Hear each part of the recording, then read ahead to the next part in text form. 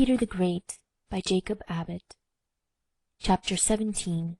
The Trial, 1717 to 1718. As soon as Alexis arrived in the country, his father issued a manifesto, in which he gave a long and full account of his son's misdemeanours and crimes, and of the patient and persevering but fruitless efforts which he himself had made to reclaim him, and announced his determination to cut him off from the succession to the crown as wholly and hopelessly irreclaimable.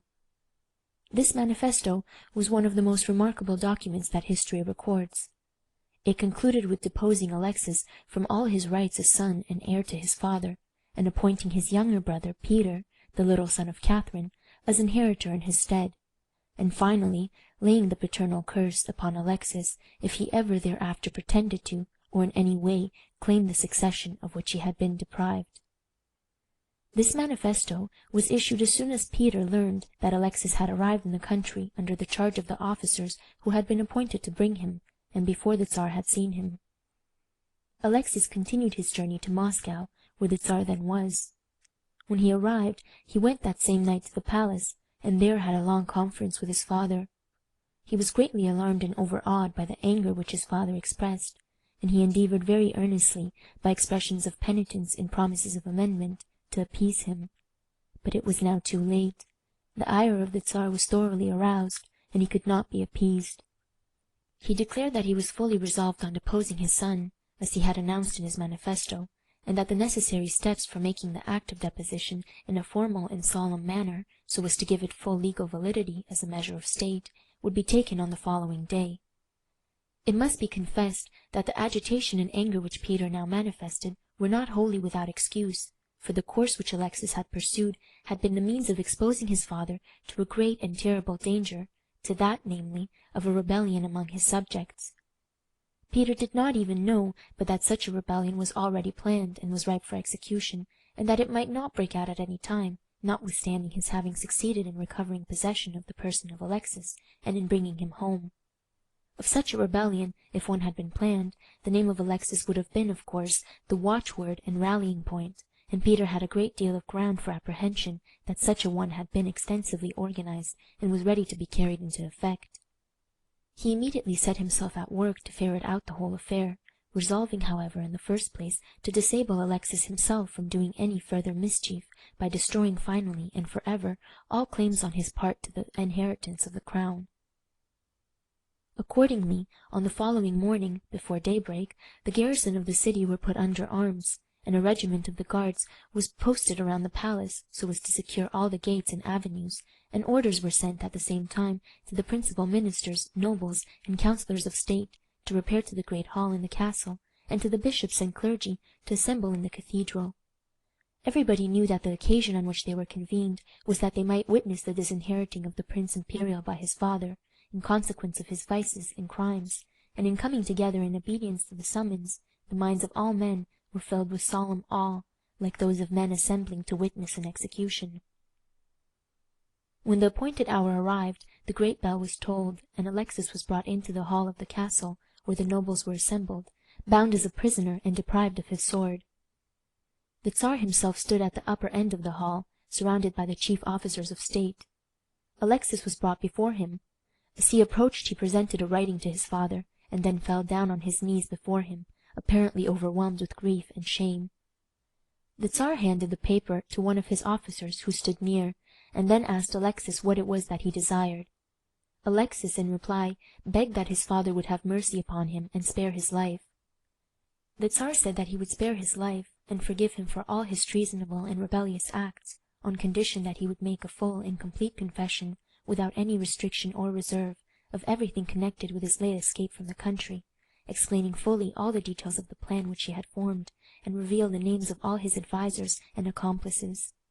But if his confession was not full and complete, if he suppressed or concealed anything, or the name of any person concerned in the affair or privy to it, then this promise of pardon should be null and void.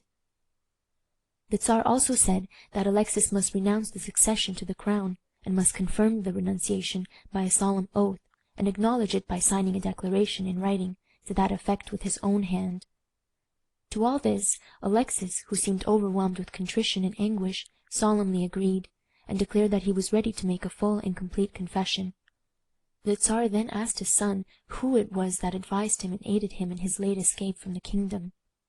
Alexis seemed unwilling to reply to this question in the midst of such an assemblage, but said something to his father in a low voice, which the others could not hear. In consequence of what he thus said, his father took him into an adjoining room, and there conversed with him in private for a few minutes, and then both returned together into the public hall. It is supposed that while they were thus apart, Alexis gave his father the names of some of those who had aided and abetted him in his absconding, for immediately afterward 3 couriers were dispatched in 3 different directions, as if with orders to arrest the persons who were thus accused. As soon as Alexis and his father had returned into the hall, the document was produced which the prince was to sign, renouncing the succession to the crown. The signature and seal of Alexis were affixed to this document with all due formality. Then a declaration was made on the part of the Tsar, stating the reasons which had induced his Majesty to depose his eldest son from the succession, and to appoint his younger son, Peter, in his place. This being done, all the officers present were required to make a solemn oath on the Gospels, and to sign a written declaration, of which several copies had previously been prepared, importing that the Tsar, having excluded from the crown his son Alexis, and appointed his son Peter his successor in his stead, they owned the legality and binding force of the decree, acknowledged Peter as the true and rightful heir, and bound themselves to stand by him with their lives against any or all who should oppose him, and declared that they never would, under any pretense whatsoever, adhere to Alexis or assist him in recovering the succession. The whole company then repaired to the cathedral, where the bishops and other ecclesiastics were assembled, and there the whole body of the clergy solemnly took the same oath and subscribed the same declaration.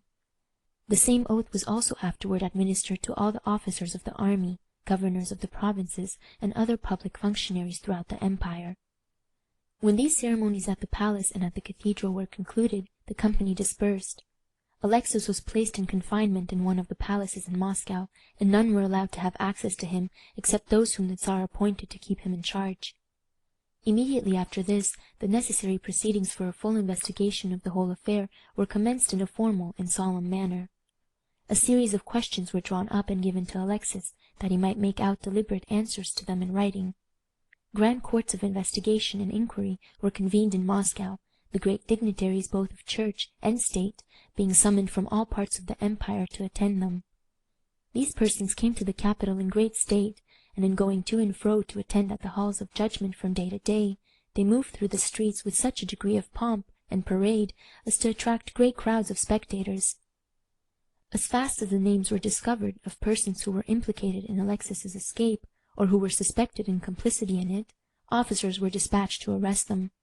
Some were taken from their beds at midnight, without a moment's warning, and shut up in dungeons in a great fortress at Moscow.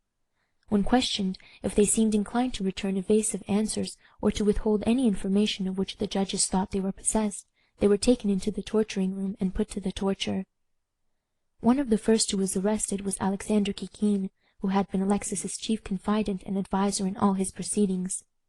Kikin had taken extreme precautions to guard against having his agency in the affair found out, but Alexis, in the answers that he gave to the first series of questions that were put to him, betrayed him. Kikin was aware of the danger, and, in order to secure for himself some chance of escape in case Alexis should make disclosures implicating him, had bribed a page, who was always in close attendance upon the Tsar, to let him know immediately in case of any movement to arrest him. The name of this page was Baklanovsky. He was in the apartment at the time that the Tsar was writing the orders for Kikin's arrest, standing, as was his wont, behind the chair of the Tsar, so as to be ready at hand to convey messages or to wait upon his master. He looked over and saw the order which the Tsar was writing. He immediately contrived some excuse to leave the apartment, and hurrying away, he went to the post-house and sent on an express by post to Kikin at Petersburg to warn him of the danger. But the Tsar, noticing his absence, sent someone off after him, and thus his errand at the post-house was discovered, but not until after the express had gone. Another express was immediately sent off with the order for Kikin's arrest, and both the couriers arrived in Petersburg very nearly at the same time. The one, however, who brought the warning was a little too late. When he arrived, the house of the commissioner was surrounded by a guard of 50 grenadiers, and officers were then in Kikin's apartment taking him out of his bed. They put him at once in irons and took him away, scarcely allowing him time to bid his wife farewell. The page was, of course, arrested and sent to prison too. A number of other persons, many of whom were of very high rank, were arrested in a similar manner. The arrival of Alexis at Moscow took place early in February, and nearly all of February and March were occupied with these arrests and the proceedings of the court in trying the prisoners. At length, toward the end of March, a considerable number, Kikin himself being among them, were condemned to death and executed in the most dreadful manner in a great and public square in the center of Moscow. One was impaled alive, that is, a great stake was driven through his body into the ground, and he was left in that situation to die. Others were broken on the wheel. One, a bishop, was burnt. The heads of the principal offenders were afterward cut off and set up on poles at the four corners of a square enclosure made for the purpose, the impaled body lying in the middle. The page who had been bribed by Kikin was not put to death.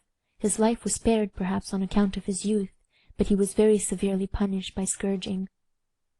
During all this time Alexis continued to be confined to his prison, and he was subjected to repeated examinations and cross-examinations in order to draw from him not only the whole truth in respect to his own motives and designs in his flight, but also such information as might lead to the full development of the plans and designs of the party in Russia who were opposed to the government of Peter, and who had designed to make use of the name and position of Alexis for the accomplishment of their schemes.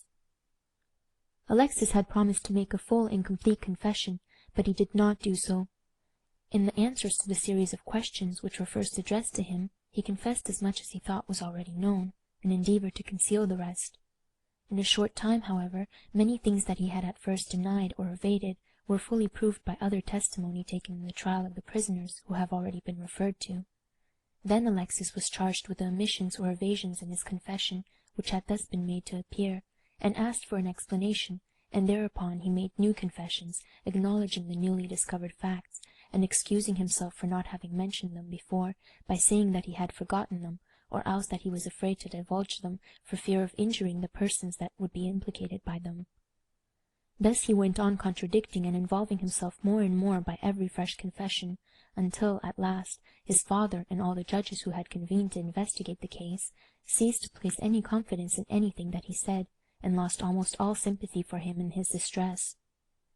The examination was protracted through many months. The result of it, on the whole, was that it was fully proved that there was a powerful party in Russia opposed to the reforms and improvements of the Tsar, and particularly to the introduction of the European civilization into the country, who were desirous of effecting a revolution, and who wished to avail themselves of the quarrel between Alexis and his father to promote their schemes. Alexis was too much stupefied by his continual drunkenness to take any very active or intelligent part in these schemes, but he was more or less distinctly aware of them, and in the offers which he had made to enter a monastery and renounce all claims to the crown he had been utterly insincere, his only object having been to blind his father by means of them and gain time. He acknowledged that he had hated his father, and had wished for his death, and when he fled to Vienna it was his intention to remain until he could return and take possession of the empire in his father's place. He, however, solemnly declared that it was never his intention to take any steps himself toward that end during his father's lifetime, though he admitted at last, when the fact had been pretty well proved against him by other evidence, that in case an insurrection in his behalf had broken out in Russia, and he had been called upon, he should have joined the rebels. A great deal of information, throwing light upon the plans of Alexis and of the conspirators in Russia connected with him, was obtained from the disclosures made by Afrosinia. As has already been stated, she had been taken by Alexis as a slave, and forced against her will to join herself to him and to follow his fortunes. He had never admitted her into his confidence, but had induced her from time to time to act as he desired by telling her any falsehood which would serve the purpose. She consequently was not bound to him by any ties of honor or affection, and felt herself at liberty to answer freely all questions which were put to her by the judges. Her testimony was of great value in many points, and contributed very essentially toward elucidating the whole affair. End of chapter 17.